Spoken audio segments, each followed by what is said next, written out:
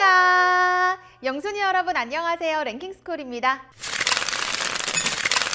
최근 딸 김주혜와 함께 다양한 곳에서 모습을 드러내며 본격적인 후계자 수업에 돌입한 것으로 보이는 북한의 김정은. 딸 김주혜를 향한 대중들의 관심이 높아지면서 자연스럽게 김정은이 낳은 다른 자녀들에 대해서도 이목이 집중되고 있는데요. 확실치 않지만 대외적으로 전해지는 바에 따르면 김정은에게는 딸 김주혜를 제외하고 외부에 공개되지 않은 아들이 한 명 더 있다고 합니다. 여기에 더해 일각에서는 혼외자 2명까지 포함해 총 4명의 자식이 있다는 주장도 제기되고 있는데요. 사실 김정은의 여성 편력에 대한 소문은 아주 오래전부터 이어져 오고 있습니다. 부인 리설주 외에 자녀를 낳은 것으로 추정되는 여성도 있고 스위스 유학 시절 깊게 사랑한 첫사랑도 있다는데 피도 눈물도 없는 냉혈한 독재자 김정은의 마음을 빼앗은 여성들은 과연 누구일까요? 오늘 랭킹스쿨에서는 현재 통일부 통일미래기획위원회 위원으로 활동 중이신 김금영님을 모시고 소문만 무성한 김정은의 여자들에 대해서 다양하게 이야기를 나눠보도록 하겠습니다. 김금영님 안녕하세요. 안녕하세요. 2012년 북한에서 탈북한 김금혁이라고 합니다. 제일 첫 번째로는 김정은의 첫사랑이라고 불리는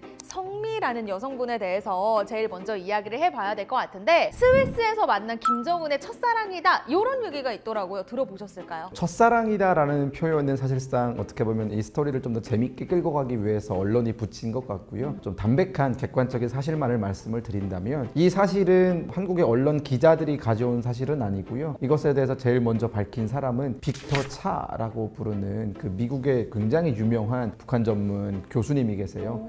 CSIS라고 하는 미국 내 외교 안보 정책을 다루는 싱크탱크에서 오랫동안 북한 쪽만 전문적으로 연구하신 분께서 쓰신 책에 나오는 내용입니다. 그 책의 제목은 The Impossible State라는 그런 책이고요. 그리고 그 책에서 일부분 소개가 되는데 이 성미라는 여성분은 사실 남한 분이세요. 북한 사람이 아니고요. 김정은이 1998년부터 2001년까지 스위스 베른에서 유학을 하는데요. 그 베른에서 당시 국제학교를 다닙니다. 국제학교를 다니던 당시 김정은은 본인의 이름을 쓰진 못했어요. 왜냐하면 본인의 이름을 쓰게 된다면 서방정보기관이나 미국에서 바로 타겟이 될 게 뻔하니까 박운이라는 가명을 쓰고, 보호자죠. 김정일이 나갈 수는 없잖아요. 그러니까 그 외교부 사람들 혹은 이제 김정은을 보호하는 사람들이 아버지로 둔갑을 해서 거기 나갔었고, 국제학교에 다녔었는데 뭐 여러분 보시면 아시다시피 김정은의 성격이 좀 독특하지 않습니까? 순하게 표현하면 독특한 거고 안 좋게 표현하면 좀 다혈질에 좀 여러 가지 성격적으로 좀 여러 가지 문제가 있는 사람이거든요. 그런 부분들은 사실 어렸을 때부터 어떻게 보면 쌓아온 여러 가지 축적의 과정이다라고 저는 말씀을 드리는데, 학교에 가니까 자기밖에 없는 거예요. 북한에서 온 사람이. 그러다 보니까 친구들이랑 잘 어울리지도 못했고 그랬는데 이제 아시아인처럼 보이는, 그리고 뭔가 한국인처럼 보이는 여성이 한 명 같은 반에 있었나 봐요. 그분의 이름이 바로 성미 씨였습니다. 그래서 다가가는 방식이 굉장히 투박했어요. 사실 일반적인 상황이라면 상냥하게 좀 말을 걸면서 어디서 왔냐, 밥 한 번 먹을래? 뭐 이런 식으로 얘기를 하잖아요. 근데 김정은은 그네를 타고 있는 그 성미 씨한테 다가가서 내가 그네 밀어줄까? 라고 했대요.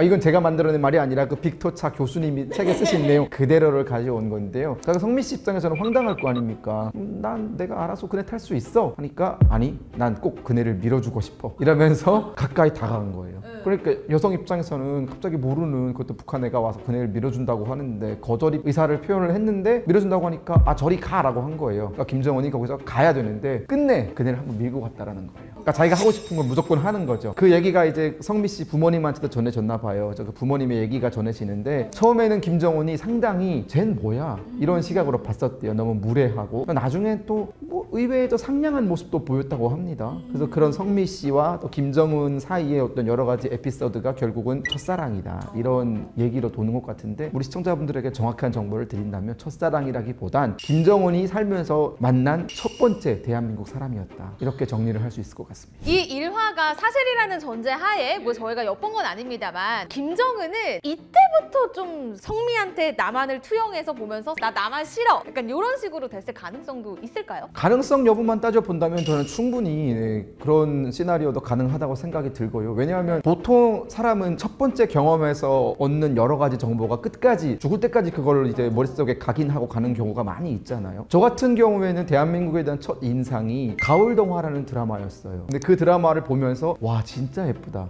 그 진짜 잘생겼다, 그리고 되게 나만 잘 사는구나, 이런 이미지가 제가 그때 한국에 대해서 받은 첫 번째 이미지였거든요. 그러다 보니까 그 좋았던 이제 기억이 쭉 이어지는 거죠. 그런 좋았던 기억이 빌드업 되면서 한국에 대한 또 전체적인 분위기라든가 인상이 좋게 가져갈 수밖에 없는 것이고, 다른 경우에서는 김정은처럼 내가 그네 밀어준다고 했는데 너무 매몰차게 싫다고 하네, 이러면 안 좋게 기억할 수도 있는 거잖아요. 나는 호의로 한다고 했는데 뭘 이렇게까지 거절하나, 그런 어떤 안 좋은 기억이 사실 지금까지도 이어졌을 가능성은 저는 있다고 봅니다. 물론 이것에 대한 사실 여부는 김정은 본인만 알겠지만 뭐 억울하면 해명 방송하시면 됩니다. 저희는 반론의 기회를 충분히 드립니다. 흥미 씨, 그 다음으로 말씀을 드려볼 여성은요, 현송월입니다. 최근 김정은 옆에서 혼자 겁도 없이 휴대폰을 보고 있는 장면이 노출되면서 어떻게 김정은 옆에서 이럴 수 있냐 라는 반응들이 대대적으로 막 이렇게 노출이 됐었거든요. 어떻게 보셨어요, 그 장면? 저는 그 장면을 보면서 저 장면은 현성월이기 때문에 가능한 장면이다. 만약 현성월이 아닌 다른 사람이 그렇게 했다가는 이거는 정말 큰 경을 칠 일인데, 그만큼 현성월과 김정은 사이의 어떤 관계가 우리가 생각하는 그 어떤 관계보다 훨씬 더 높은 관계라는 걸 보여주고 있는 사진이 아닐까라는 생각이 들었습니다. 현송월이 어떤 사람인지 잘 모르는 친구들도 있을 것 같아요. 어떤 분인지 간략하게 한번 말씀해 주세요. 뭐 현성월의 프로필을 간략하게 여러분들한테 요약을 해서 설명을 드린다면 77년생입니다. 김정은보다 한 7살 정도 나이가 많아요. 누나예요. 그리고 한때 현성월은 북한에서 굉장히 잘 나가는 가수였습니다. 초반에 데뷔했을 때는 그렇게 큰 주목을 끌지 못했어요. 그러다가 2000년대 초반에 현성월이 준마처녀라는 노래를 불렀는데, 아마 탈북민 아무나 붙잡고 준마처녀 아시냐라고 물어봤을 때 모른다 그러면 그 사람은 간첩이에요. 준마처녀라는 노래를 부르면서 북한에서는 굉장히 빵 뜬 그런 케이스였거든요. 근데 사실 뭐 그런 노래를 잘 불러서 그럼 김정은의 눈에 들어갔냐? 그건 아니에요. 김정은의 어떤 그 여성 편력을 우리가 자세히 보면은 공통적으로 나타나고 있는 특징 한 가지가 있습니다. 예술계에 종사하고 있는 사람들과 굉장히 친밀감을 느껴요. 보통 우리가 지금 김정은과 이상한 관계다 혹은 뭐 불륜 관계다라고 보도되는 사람들 대부분이 가수거나 무용수거나 예술계에 근무하시는 분들이시거든요. 종사하는 분들이시거든요. 그 이유는 김정은의 어떤 그 가족 내력을 찾아볼 수 있어요. 김정은은 어머니가 고영희라는 사람입니다. 일본에서 태어나서 북한으로 건너온 제일본 동포거든요. 근데 그분이 북한에서 굉장히 춤을 잘 추는 무용수였어요. 춤을 정말 잘 췄고 예술에 굉장히 조예가 깊은 사람이었어요. 근데 김정은이 어머니를 잃은 시점이 굉장히 어렸을 때,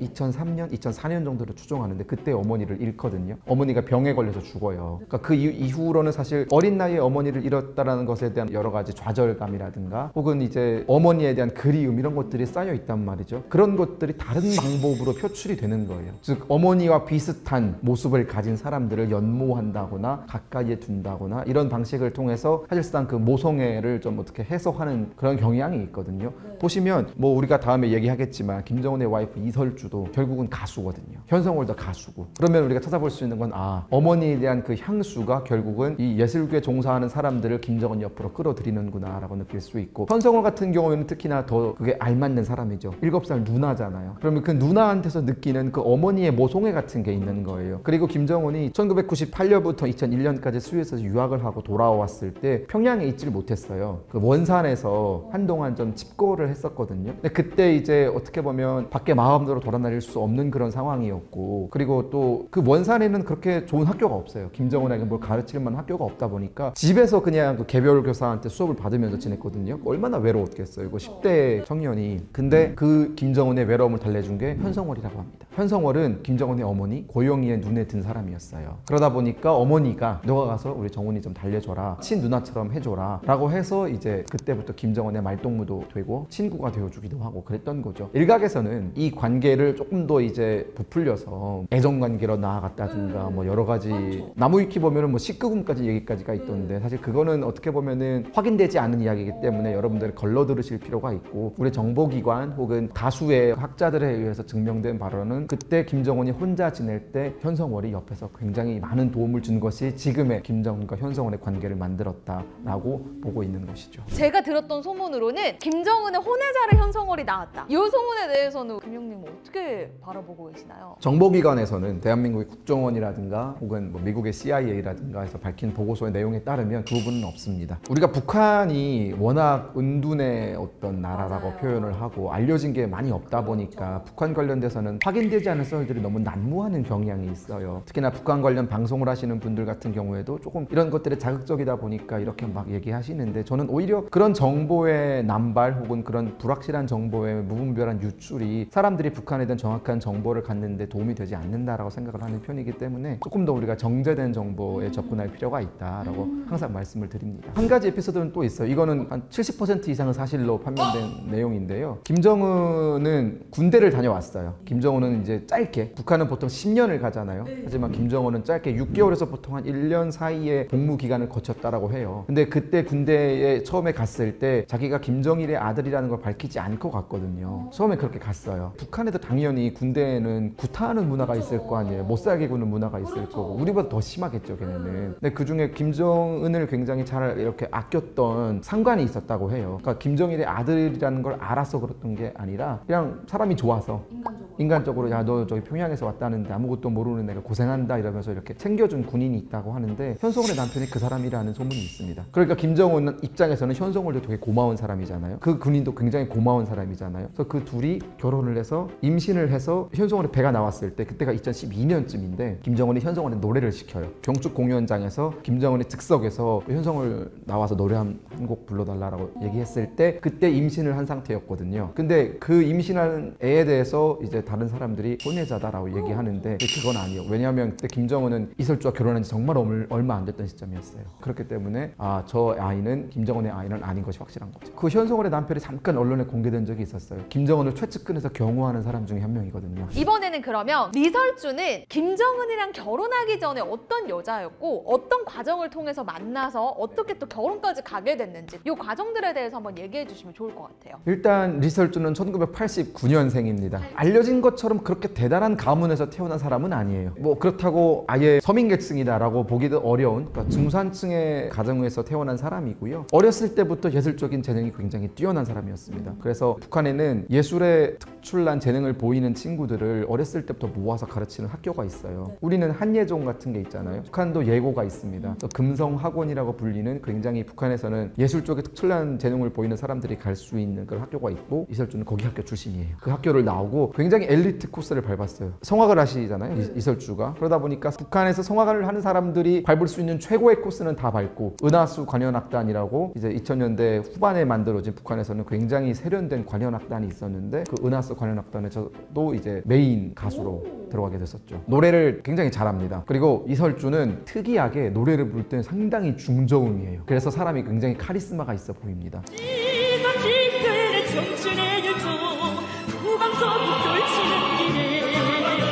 그리고 여러분들이 또 이거 아시면 굉장히 흥미로운 사실 하나, 이설주는 대한민국에 온 적이 있습니다. 남북관계가 좋았던 시절이 있어요. 2002년부터 시작해서 한 2007년까지는 김대중 정부, 노무현 정부 시절에는 남북관계가 좋았잖아요. 그때는 그 남북 문화인들 사이에 교류가 좀 있었어요. 그리고 이설주는 당시 북한의 응원단으로, 제가 기억하기에는 부산 아시아드 게임인가 거기에 이제 북한 응원단으로 왔던 사진이 있는데, 그 사진이 인터넷에 있거든요. 그때 사진을 보면은 10대의 얼굴을 볼 수 있습니다. 굉장히 앳되고 귀엽게 생긴 외모를 확인할 수 있죠. 김정은은 그럼 어쩌다가 어떤 자리에서 만나게 된 거예요? 사실 두 가지 썰이 있어요. 첫 번째는 김정은의 눈에 든 게 아니라 김정일의 눈에 들었다라는 썰이 있습니다. 김정일이 내 아들의 며느리감으로 이 친구가 괜찮겠다라고 찍었다라는 얘기가 하나 있고요. 둘째는 현성월의 픽이다라는 얘기가 있습니다. 근데 저는 둘 다 가능성이 높다라고 봐요. 김정일 입장에서는 김정일은 정말 여성관계, 그 여성 편력이 대단했던 사람이거든요. 굉장히 지저분한 삶을 살았던 사람이에요. 사람이에요. 손에 셀 수가 없어요. 정말 거쳐간 사람이. 근데 이제 자기 아들은 그렇게 살지 않았으면 좋겠다라는 그런 게 있겠죠. 너는 나처럼 살지 마라. 그래가지고 굉장히 그 여성들의 관계에 개입을 많이 했다라고 해요. 네, 그리고 또 너무나 어린 나이에 후계자를 키우다 보니까 아무런 업적도 없는 김정은이 이제 20대 초반,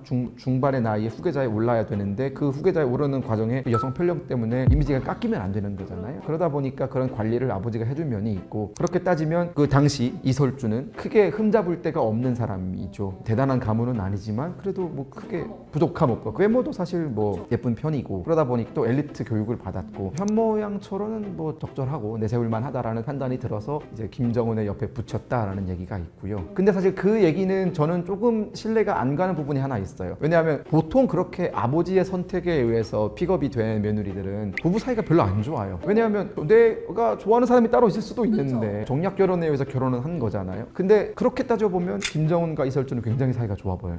팔짱 끼는 모습, 김정은의 뭐 얼굴에 뭘 묻은 거 자연스럽게 떼주는 모습이라든가 여러 가지 면에서 상당히 그 둘의 사이가 좋아 보인다라는 것이 느껴지거든요. 그렇다면 두 번째 시나리오, 현성월이 붙여졌다. 그러면 김정은은 현성월을 그 누구보다 믿는단 말이에요. 옆에서 핸드폰에도 가만히 냅둘 정도로. 그러면 아, 누나가 소개시켜준 사람은 내가 만나볼 만하다라는 판단이 있을 수도 있는 것이고요. 그리고 김정은도 사실 예술 쪽 관련된 사람들을 되게 좋아하다 보니까 이설주가 가지고 있는 그 중저음에 굉장히 빠졌다라고 해요. 저는 두 번째 시나리오가 좀 더 가능성이 있지 않을까 생각합니다. 현성월의 중매가 있었다. 그러면 어쨌든 리설주도 김정은이랑 결혼을 하면서 가족으로 하나 이렇게 묶이게 된 거잖아요. 그러면 리설주의 가족들도 북한 내에서는 조금 특별한 대우를 받고 있을까요? 글쎄요, 우리가 특별하다라는 단어를 어떻게 정의 내느냐에 따라서 조금 다를 것 같은데, 우리 입장에서는 특별하죠. 하지만 당사자들 입장에서는 굉장히 큰 시련일 겁니다. 왜냐하면 일단 이설주의 가족이라는 이유로 특별한 대우를 받는데, 이들은 말 한마디 잘못하면 안 되는 거예요. 말 한마디, 행동 하나하나 감시받고 통제받기 때문에 굉장히 그런 상황들에 스트레스를 받을 수밖에 없을 것 같아요. 대표적인 예시로 김정일의 첫 번째 와이프가 성혜림이거든요. 김정은에 의해서 암살당한 김정남의 친모가 성혜림입니다. 근데 그 성혜림은 굉장히 불우해요. 성혜림의 가족은 다 망명했어요. 그 망명한 이유가 그거예요. 말 한마디, 행동 하나. 로열 패밀리라는 이유 때문에 정말 감옥에서 사는 것 같다. 모든 것이 만족하고 모든 것이 갖춰진 삶임에도 불구하고 예전에 평범하게 살던 때 돌아가고 싶다라는 그 욕구가 너무 강했던 거예요. 그러다 보니까 성혜림의 조카, 이제 성혜림의 동생이죠, 여동생 성혜랑의 아들 이한영 씨는 대한민국으로 망명을 했고, 그분은 1997년에 피살됐습니다. 북한에 의해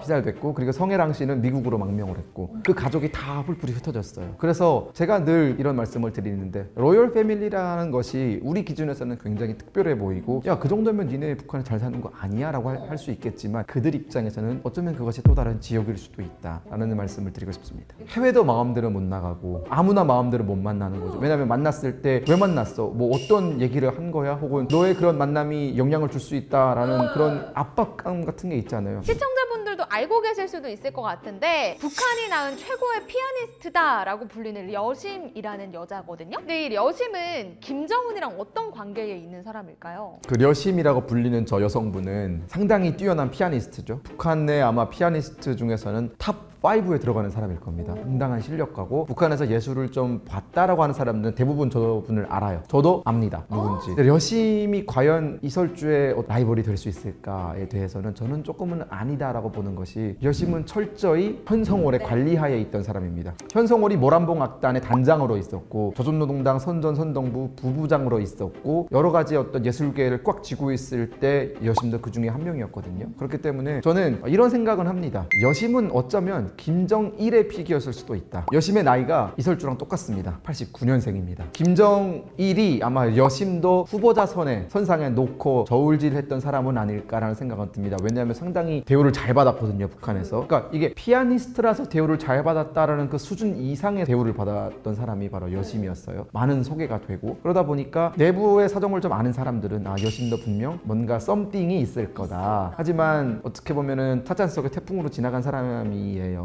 벽을 넘지 못했고, 결국은 그때 한 번 그냥 여심이 이름이 오르고 내리고, 그리고 2020년에 이설주가 임신 때문에, 그리고 임신에 의한 또 후유증으로 잠깐 자리를 비웠던 경우에 이제 여심이 좀 등장을 많이 했었거든요. 했었거든요. 사실 근데 그거는 2020년 정도면 어느 누구도 이설주의 자리는 넘보지 못합니다. 우리가 보통 왕조 시대에 돌아갔을 때 왕이 있잖아요. 그리고 중전이 있잖아요. 중전의 권력은 왕으로부터 나오는 게 아닙니다. 중전의 권력은 중전이 낳은 그 아들이나 딸에게서 나오거든요. 만약 이설주가 김정은의 아들을 낳았다고 하면은 이설주가 가지고 있는 권력은 김정은에게서 오는 것이 아니라 그 아들에게서 오는 것이거든요. 후계자를 낳은 어머니이기 때문에. 그렇기 때문에 저는 여심이 김정은의 아들을 낳지 않은 이상 아무리 절세 미인이라 할지라도 이설주의 자리를 위협하지는 못할 거다. 이분 지금은 뭐 하고 계세요? 굉장히 좋은 질문인 게요. 아무도 모릅니다. 조용히 사라졌습니다. 그 말은 우리가 이렇게 판단할 수 있는 거죠. 남한 언론에서 우리가 여심에 대해서 많이 보도하고 그러잖아요. 북한도 남한 언론을 굉장히 신경을 많이 써요. 김정은 아마 일어나면 네이버 뉴스부터 틀걸요? 그렇기 때문에 이걸 보는 입장에서는 가장 기분 나쁠 사람은 누굴까요? 이설주겠죠.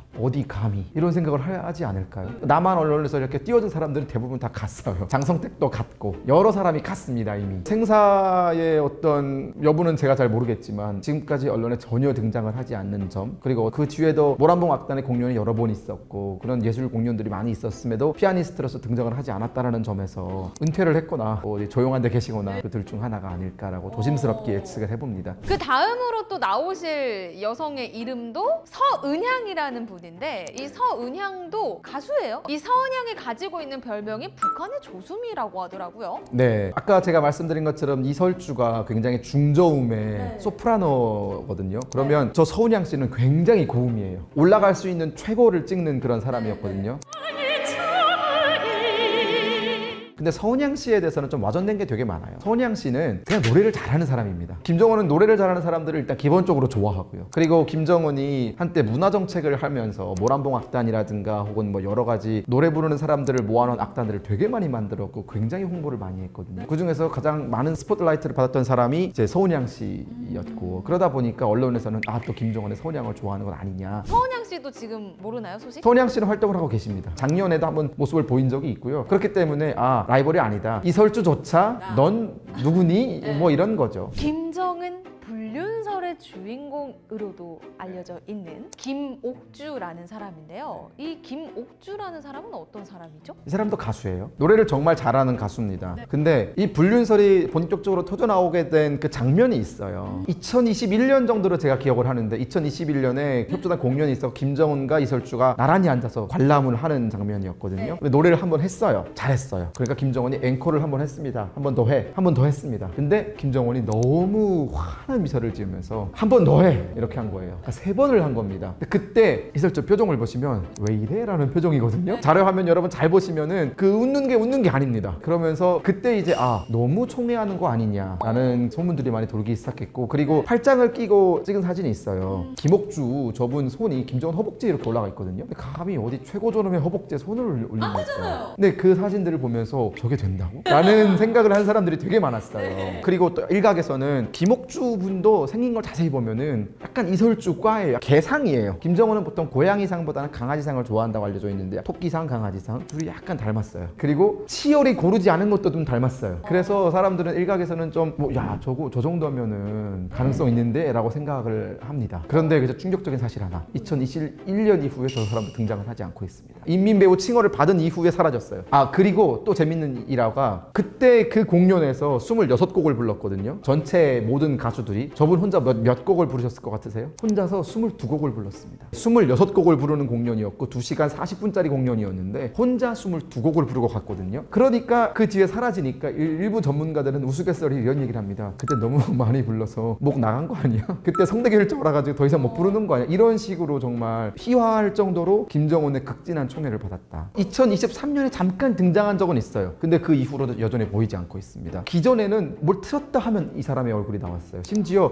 김옥주만을 위한 뮤직비디오까지 만들어줄 정도였어요. 그러면서 그때도 한국 언론에서 정말 독특한 대우를 받는다라는 그런 말이 있었는데 언론에서도 그렇게 얘기를 해주니까 사라졌습니다. 김정은이 그 유명한 북한의 아나운서 리춘희의 손녀딸을 좋아했다라는 이 소문도 계속해서 돌아요. 어떻게 보시나요? 근거 없는 소문입니다. 그것도 역시 사진 한 장에서 출발이 된 거예요. 보통강에 북한식 표현으로 고급 연립주택을 지었습니다. 우리라고 따지면 타운하우스 같은 개념인 거죠. 그런 집을 짓고 이제 북한에서 가장 큰 공로를 세운 사람들에게 그 집을 무상으로 이제 분배를 했거든요. 그 중에 한 명이 저 리춘희 아나운서였습니다. 근데 그럴 법해요. 그분은 뭐 워낙 40년, 50년 넘게 북한에서 거의 메인 스피커로 활동을 하고 계신 분이니까 북한의 입 아닙니까 그분이? 그 사람에게 그런 정도 혜택을 주는 과정에서 이제 김정은이 리춘이의 손을 꼭 잡고 집을 이렇게 투어를 시켜줘요. 왼쪽 옆에 손녀딸이 있었던 거죠. 근데 손녀딸이 굉장히 예쁩니다. 근데 그걸 보고 또 이제 언론에서 김정은이 리춘이를 굉장히 좋아하고 존경하는 건 이미 알려진 사실이다 보니까 저 정도면 손녀딸 옆에 붙이고 다니는 거 보면은 후궁으로서의 가능성이 있는 거 아니냐라고 얘기를 하는데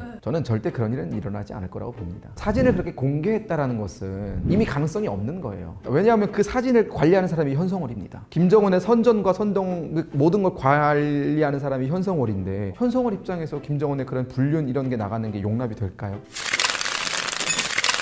지금 우리가 어떻게 보면 김정은은 최악의 독재자고 또 여러 가지 면에서 안 좋은 평가를 받고 있는 그런 정말 나쁜 지도자잖아요. 그러다 보니까 그 지도자의 어떤 여러 가지 뭐 사생활이라든가 이런 문제가 좀 불려지는 면이 있고 또 자극적으로 전달이 되는 면도 있어요. 하지만 저는 항상 말씀드리고 싶은 것은 우리가 지피지기면 백전백승이라는 말이 있는데 적을 알 때 정확히 하는 게 중요합니다. 그렇기 때문에 북한에 대해서 관심이 있거나 혹은 북한을 공부하고 싶은 분들이라면 김정은에 대한 어떤 적개심 혹은 북한에 대한 적개심은 조금 빼고 객관적인 사실에 우리가 조금 더 집중해서 들여다보는 것이 훨씬 우리가 어떤 북한 문제를 해결하는 지름길로 갈 수 있다라고 말씀을 드리고 싶고 카더라나 뭐 가십이나 이런 것들은 그냥 웃음거리로 사용하는 게 좋겠다라는 말씀을 좀 드리고 싶습니다. 오늘은 이렇게 저희가 탈북 청년 김금영님을 모셔보고 김정은의 여자들에 대해서 또 재미있는 이야기 이렇게 한번 나눠봤습니다. 북한에 실제로 거주하면서 김정은과 김정은 주변 인물들의 이야기를 가까이에서 접한 탈북민의 입을 통해서 전해 들으니까 저도 더욱더 깊게 몰입하면서 이야기를 들을 수가 있었고요. 언론에서는 이복형과 최측근을 죽인 냉혈한으로 평가받는 김정은에게 이런 면모도 있다는 게 참으로 신기하기도 하면서 역시 인간은 다층적인 존재다라는 생각이 또 들었던 시간이었습니다. 금영님 오늘 같이 이야기 나눠주셨는데 어떠셨나요? 이런 주제에 대해서 얘기를 나누는 것도 굉장히 재밌었고요. 네. 항상 저는 뭐 북한 관련돼서는 굉장히 진지한 얘기만 하다가 조금 오늘 가벼운 얘기를 했는데 저는 이런 방송이 좀 많아져서 북한 문제 자체에 대해서 많은 사람들이 조금 더 많은 관심을 가졌으면 좋겠습니다. 오늘도 이렇게 재미난 이야기로 같이 한번 이야기 나눠봤고요. 그럼 저희 이만 여기서 같이 인사 나눠보도록 할게요. 지금까지 랭킹스쿨이었습니다. 감사합니다. 감사합니다.